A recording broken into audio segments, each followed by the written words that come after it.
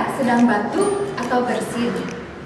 Tahukah Anda, saat Anda batuk atau bersin, terjadi pelepasan virus dan bakteri yang berasal dari saluran pernapasan Anda dan menyebar melalui udara maupun cairan dari dalam tubuh Anda yang dapat menular kepada orang lain. Tapi, Anda dapat mencegahnya dengan melakukan etika batuk dan bersin yang benar sebagai berikut. Yang pertama, saat Anda batuk atau bersin, tutup mulut dan hidung Anda menggunakan tisu.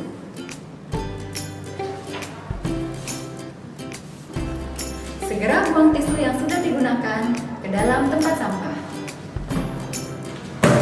Kemudian, jangan lupa untuk cuci tangan dengan sabun dan air mengalir. Atau Anda juga bisa menggunakan hand rub.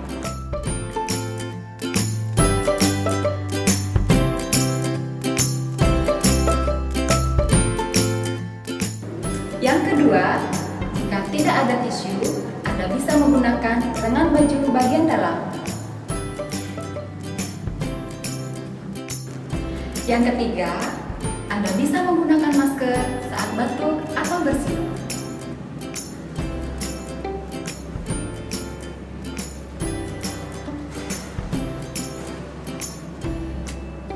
Yang keempat, jangan membuang ludah atau dahak di sembarang tempat. Dengan menjalankan etika batuk dan bersin yang benar, maka Anda ikut membantu mengendalikan infeksi di sekitar kita.